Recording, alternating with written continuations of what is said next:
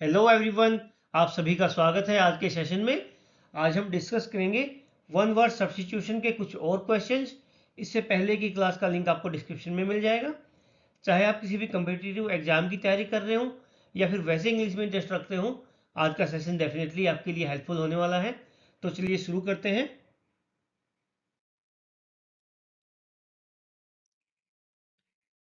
The one who knows everything, जो सब कुछ जानता है उसको क्या कहेंगे? नॉलेजेबल, क्लेवर, इंटेलिजेंट या फिर ओमनिसेंट?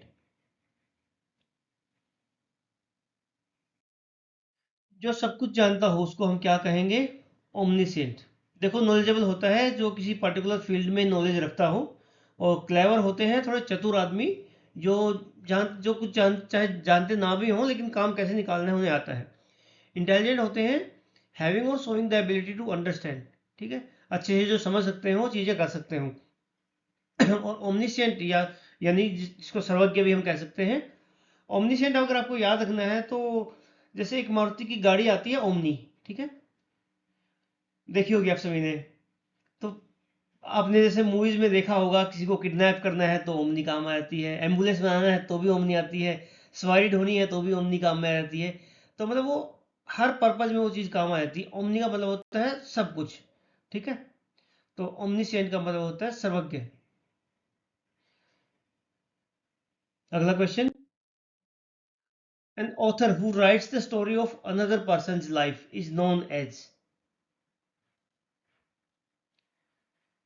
जो व्यक्ति किसी दूसरे व्यक्ति की स्टोरी लिखता है उसको क्या कहेंगे हम? हिस्टोरियन, बायोग्राफर, क्रॉनिकलर या फिर डायरिस्ट? देखो, हिस्टोरियन वो लोग होते हैं जो आपको इतिहास के किस्से सुनाएंगे, लेकिन तारीखें ऐसी होगी कि आप अगले ही पल भूल जाओगे, है ना। हिस्टोरियन को बोलो आप पिछले जन्म का इतिहास बताओ, तो तारीखें याद रखना हमारी ड्यूटी नहीं है, इस टाइप की वो फीलिंग रखते हैं। बायोग्राफर यानी कि जीवनीकार। जीवनीकार वो लोग होते हैं जो आपको पूरी कहानियां लिखते हैं, जो आपके बारे में पूरी कहानियां लिख देंगे, लेकिन आपके सबसे अजीब पलों को भी वो छुपाते नहीं है ना। और क्रॉनिकलर होते हैं जो मतलब घटनाओं की रिपोर्टिंग तो करते हैं ये, लेकिन हिस्ट्री को थोड़ा सा मसालेदार बना के पेश करते हैं। जैसे इन्होंने अगर क्रिकेट का मैच कवर करना हो तो लिखेंगे 2023 में भारत ने पाकिस्तान को हराया और स्टेडियम में समोसे खत्म हो गए, है ना, ट्रेजिक इवेंट टाइप। तो मतलब सीक्वेंस लिखते हैं ये। और डायरी लेखक, डायरिस्ट जिनको बोलते हैं, तो अपनी डायरी में वो सब कुछ लिख देते हैं, है ना। तो इसका राइट आंसर होगा बायोग्राफर। अगला question. A decision on which one can not go back. ऐसा डिसीजन जिस पे हम वापस नहीं जा सकते, इसको क्या कहेंगे? इनकॉरिजिबल, इरिपेरेबल, इरिवोकेबल या फिर इनफेलिबल? क्या कहेंगे उसको? जिस डिसीजन को हम वापस नहीं ले सकते, यानी कि जो एक बार तीर चल गया वो वापस नहीं आ सकता, ऐसे निर्णय को क्या कहेंगे? देखो, इनकॉरिजिबल होता है जिसका बिहेवियर बुरा हो, ठीक है, जो मतलब ठीक किया नहीं जा सकता या फिर इम्प्रूव नहीं किया जा सकता। इरिपेयरेबल होता है that can not be repaired. Irrevocable होता है that can not be changed और रिवर्स्ड, ठीक है। जैसे कि आपने कोई एप्लीकेशन सबमिट की हो, है ना, या फिर कोई आपने एफिडेविट दिया हो, तो मतलब ऐसे डिसीजन जो वापस नहीं हो सकते। इनफेलिबल होता है नेवर मेकिंग मिस्टेक्स और बीइंग रॉन्ग, यानी कि जो कभी गलती करता नहीं है या फिर जो गलत होता नहीं है। तो इसका राइट आंसर हो जाएगा इरिवोकेबल। Next question.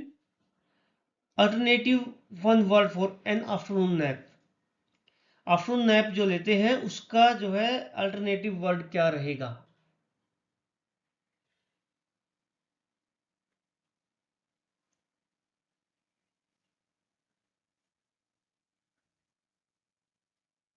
चेक करें। डोज, कैटनैप, स्लंबर या फिर सिस्टा? अगर आप क्लास में सोते हुए पकड़े जाए तो उसको क्या कहेंगे? सीक्रेट सिस्टा, ठीक है। डोज होता है जब हल्की नींद हो, ठीक है, यानी कि हर मिनट डर हो कि कोई डांट देगा, जैसे झपकी कहते, उसको झपकी कहते हैं। टीवी देखते देखते झपकी लेना जैसे, है ना।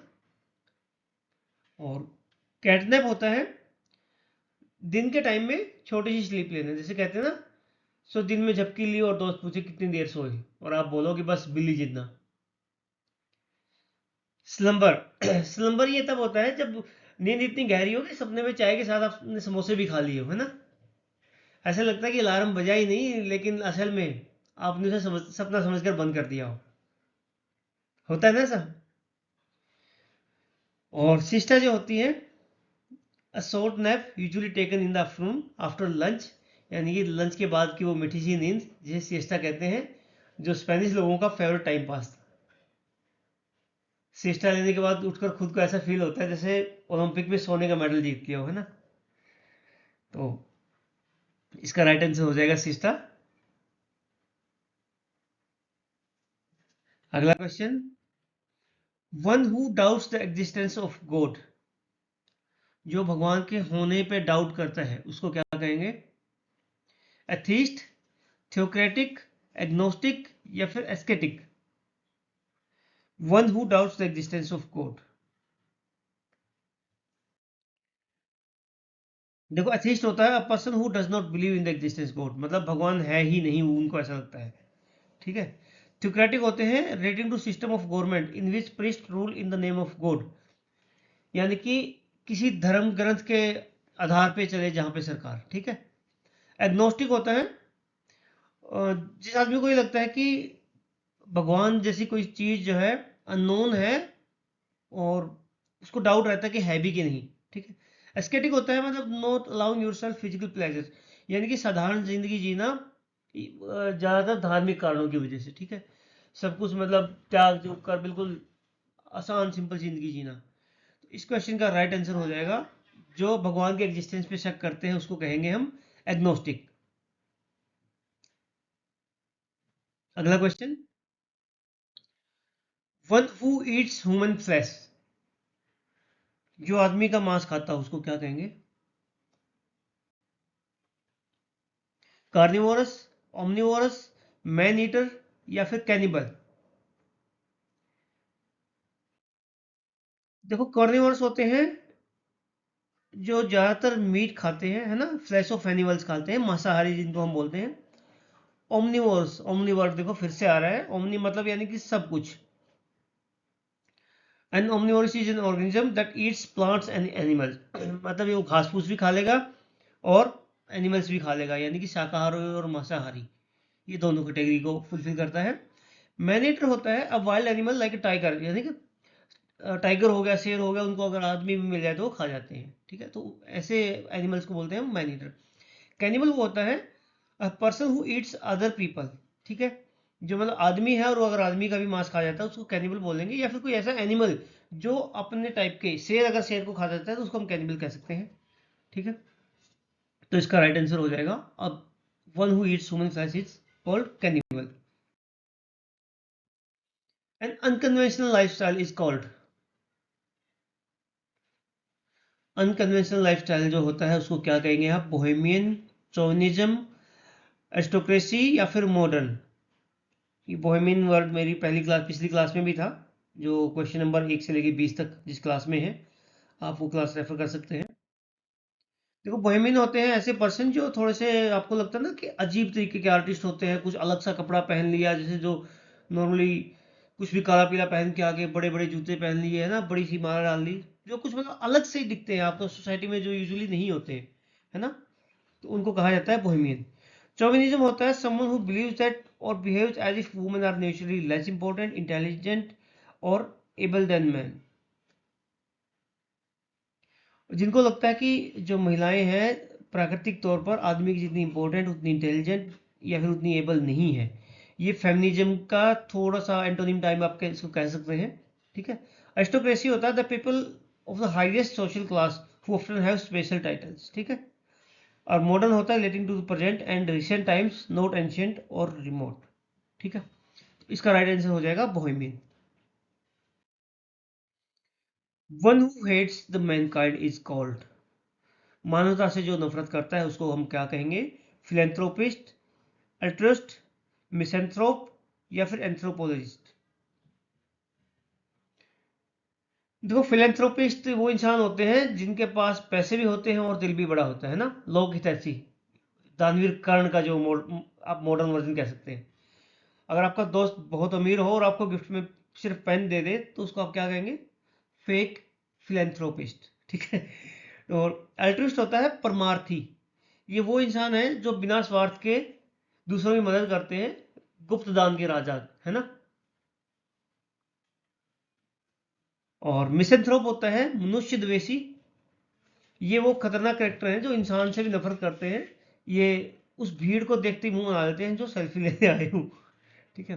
तो एक मिस और एंथ्रोपोलॉजिस्ट होता है जो इंसान के इतिहास और विकास की स्टडी करते हैं। ये आपकी आदतों का भी एक्सरे निकाल सकते हैं, है ना। तो अगर कोई आपसे पूछे कि आपके खाने का पैटर्न क्या है, समझ जाओ कि वो एंथ्रोपोलॉजिस्ट है।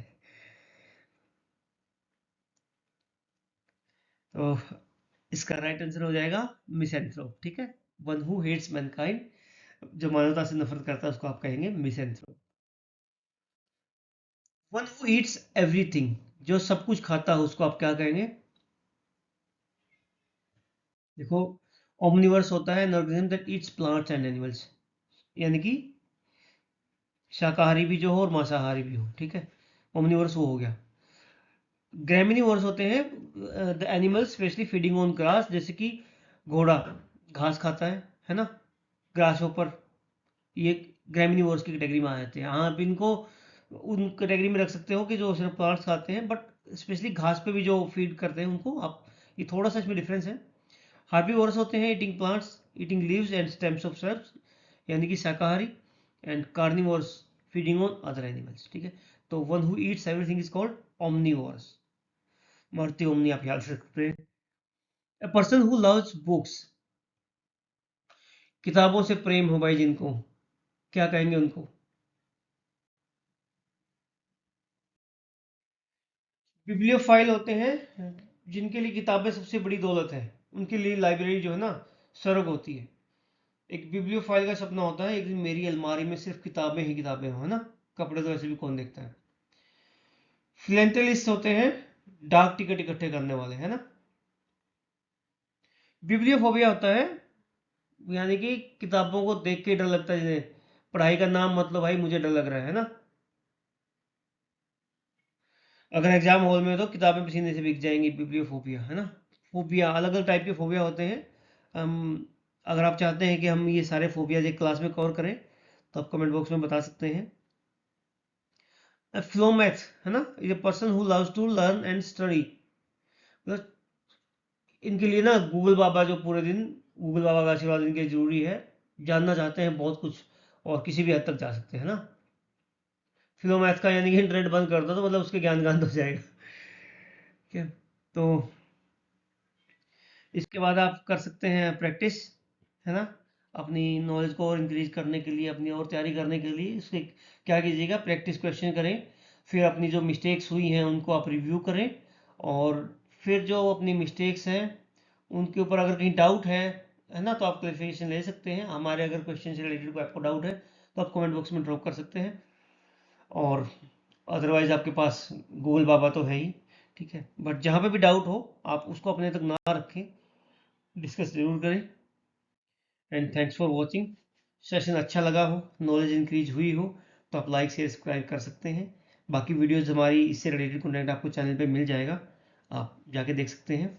So thanks for watching. जय हिंद।